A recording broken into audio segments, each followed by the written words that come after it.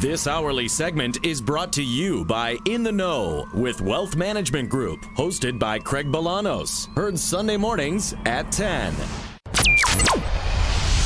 This is Chicago's Morning Answer with Dan Proft and Amy Jacobson on AM 560. The Answer.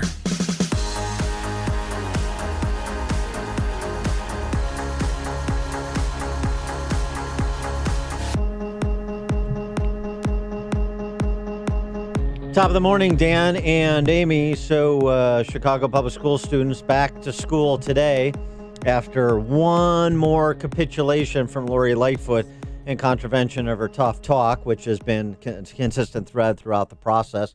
Lori Lightfoot and Jesse Sharkey remarking upon the proceedings yesterday. We refuse to even talk about this in terms of winning or losing. Frankly, our members are still out there on the picket line today. And they don't need to see me smiling with the mayor when, in fact, what they need to see is they need to see that we have a tentative agreement. We now have a return to work agreement. Nobody needs to talk in the lexicon of winning and losing, because when you rout somebody or somebody's like 2.5 million residents, you don't need to point to the the scoreboard. Everybody sees it. Well, there were, no winners or losers. Remember, she said, and we played it yesterday, she is not budging on paying the teachers for striking, or in essence making up the days. But they wanted 10, then Jesse went down to 8, and now we have this. I refuse to even talk about this in terms of winning or losing. Frankly, given what the hardships that our students and our families have endured, I think it's an offensive term. Nobody wins in a circumstance like this. It's offensive for Marianne Ahern to ask talking about why she came. Talking about winning and losing, that's against Chicago values. Oh, that's right. That's why we're no longer going to talk about the Bears winning or losing either. That's not Chicago values. We don't use terms like winning and losing. We are learning so much about Chicago values this week from Lori Lightfoot, and of course earlier in the week from Police Superintendent Eddie Johnson, who basically said attending the International Association of Police Chiefs conference that Trump addressed on Monday, that was not consistent with Chicago values either. Here's what Trump had to say. See if some of what President Trump had to say, or remind you a little bit, is consistent with your values. You don't hear it enough. You do an incredible job. The people of this country know it. And the people of this country love you. You don't hear that from these people back here, but they love you. You don't hear it from the fake news. The fake news doesn't like talking about that, but they love you. That was the message to police generally, and how about Chicago police specifically? It's embarrassing to us as a nation. All over the world, they're talking about Chicago. Afghanistan is a safe place by comparison. It's true. Police officers of Chicago are entitled to a police superintendent who has their backs and knows what he's doing. You're entitled to a police superintendent who sides with you, with the people of Chicago. The people want this.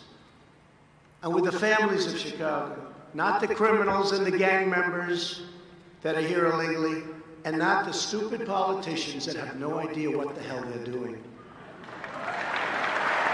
So we're still working on a working definition of Chicago values, but are Trump's values, as he so articulated, and the actions he's taken in furtherance of those pronouncements he made, are they police's values?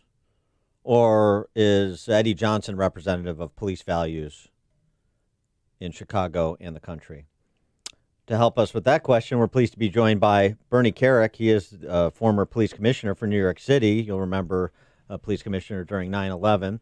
The New York Times bestselling author. He has written about this values issue vis-a-vis Trump and police, since that's what big city mayors like Lori Lightfoot, that's the language they like to use and force their subordinates and appointees like Eddie Johnson to use as well. Bernie Kerik, thanks so much for joining us. Appreciate it. Thank you, sir. So who's right? Eddie Johnson not attending because that would have been consistent with Chicago and ostensibly Chicago police values, or what President Trump had to say about police in Chicago specifically on Monday? Here's the way I look at this. One, the police agencies around the country And this conference that the president talked at was the International Association of Chiefs. So this is executive officers from the rank of captain and above, right up to chief, and commissioners from all over the entire country. They all came to Chicago, and they met with probably the staunchest, most aggressive supporter, if you will, of police that I've ever seen in the White House, in this president. My personal opinion on Eddie Johnson not coming to that convention, not attending, I think it's stupid. And I think it's stupid for this one specific reason. Most importantly, Chicago was going through a violent crime spree for the past several years.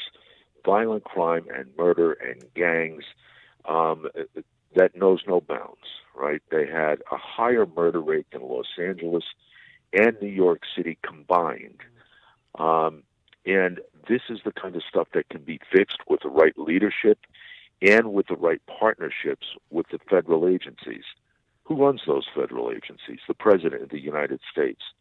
It would have been a perfect opportunity for the superintendent of Chicago PD to sit with the president, talk to the president, tell him his concerns, tell him what he needs, and let the president infuse a federal task force, infuse DEA, the FBI, the ATF, the U.S. Marshals, every federal law enforcement agency possible, push them into Chicago to knock down the gang violence, knock down the violent crime, and knock down the murder. Well, but you have a mayor in Chicago that just 3 weeks ago called ICE members racist, called ICE policy racist policy, which is completely it's insane in my opinion, because nobody needs ICE. Nobody needs that federal enforcement arm of law enforcement more than Chicago. right. But you have a mayor denouncing them, criticizing them. I just think it's sad for the people of Chicago. Well, what are you doing differently in New York, and what are they doing differently in L.A., and why are your homicide rates so low, and how could we get there? Well, look, I think you have to go back to the pre-Giuliani days of 1994, back in the 1990s, when New York City had, 2,400 homicides. I think in 1990 that was the number. In 1994 there were over 2,000. Between 1994 and 2002, Rudy Giuliani knocked the number down, the violent crime number down by 65%, and knocked the homicide rate down by 70%. And basically, he came to the conclusion at the time that nobody wants to live, work, visit, or go to school in a place where they're not safe. You have urban communities throughout the country and in Chicago where people are saying, we need jobs. We need better schools. We need better communities. Well, guess what? You're never going to put jobs in Chicago. You're never going to put those jobs in Chicago if you don't reduce the violent crime. You're never going to put better schools in Chicago if you don't reduce the violent crime and the murder rate, because nobody wants to go there. The only people that wants to go there, that wants to be there, are the thugs that's generating this violent crime and murder rate. So you've got to fix the violent crime. So let me think about this, though. So New York is still seeing relatively low incidence of violent crime compared to Chicago, even though they have a mayor that I wouldn't describe as necessarily pro-police. And so it's interesting, because one of the things that we argue here, I've argued, is, hey, look, you have to have police that have the backing of the civilian political authorities, and that didn't happen under Rahm, and it's not happening under Lightfoot, but it's not happening under de Blasio in New York City, and police are still keeping the streets relatively safe. So is it possible, if you have the right sort of culture in the police department, that you can do it even when you're running into interference from the civilian political authorities? It's not just the culture, it's the policies. Okay. It's the policies, and that's why New York City, the crime reduction has continued. That's why the murder rate is the lowest in the history of New York City. Back as long as we've been recording murder, it's now the lowest it's ever been, not because of de Blasio, but because of the policies that were implemented under Giuliani and under Bloomberg. The NYPD has maintained those policies. And to give you an example of how that can change and how it differs, I ran the New York City Department of Correction before the NYPD. I ran Rikers Island, 133,000 inmate admissions per year, 22,000 inmates per day. That was our daily population. We reduced inmate-on-inmate violence by 93%, instilling all the same policies that the NYPD had. When I left the agency, the new people that came in after me, they diminished all those policies. And today, Rikers has half the population I had, but they have more violence. And they can't even they can't even keep Jeffrey Epstein alive over at the MCC. Right. Well, and things like that. So it's not about the culture. It's some of the culture, but a lot of it is policy. How are you addressing crime? How are you calculating crime? How are you collecting the data? How are you putting out your enforcement units? This is all stuff that New York City has become famous for around the world, not only in New York City, not just in the U.S., but basically there are departments all over the world instilling the CompStat program and instituting the same kind of policies. Nobody can tell me that it can't be done. Chicago can be fixed with the right leadership, with the right policies, with the right law enforcement backing and support. But it's never going to change if you don't have leaders like mayors and police commissioners and superintendents to do it. So just help us, because Eddie Johnson said that in response to Trump's criticisms, and by the way, even though Trump was very critical, he also said, hey, the federal government is here to help anybody who wants help. So Chicago, we're waiting for our phone to ring. He did say that. But he also, Eddie Johnson responding to the president, saying that the reason that the police chiefs decided to assemble for their conference in Chicago is because they all wanted to come to see the turnaround that's going on in Chicago, to learn from Chicago how to reduce violence. Do you find that a credible statement? No, I find it kind of comical. Yeah, really. well, I don't know what stats he's looking at. But it's almost like he sat down and had forums on how you could be more like Chicago, which he did not do. So the whole thing was strange because it was out of his hands where they arranged where this conference was going to be.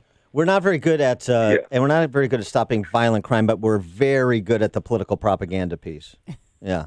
No, exactly, and that's exactly what you hear. That's exactly. You know what? I'm not into propaganda. I worked for Giuliani. I can promise you, you either got the job done or you got fired. Yeah. It was one or the other. So it's, this is something I know can happen. It's happened in New York City and other cities that followed and emulated what we did in New York City. Chicago can be fixed, but it's never going to be fixed with the leadership it has now. Now, are you, even though New York is experiencing historically low crime rates, and that's good news, President Trump is tired of the Big Apple. He's moving to Florida. How about you? Well, I'm not moving to Florida yet. It's not a bad idea. It's not a bad idea. He is Bernie Kerik. He's the former police commissioner for the New York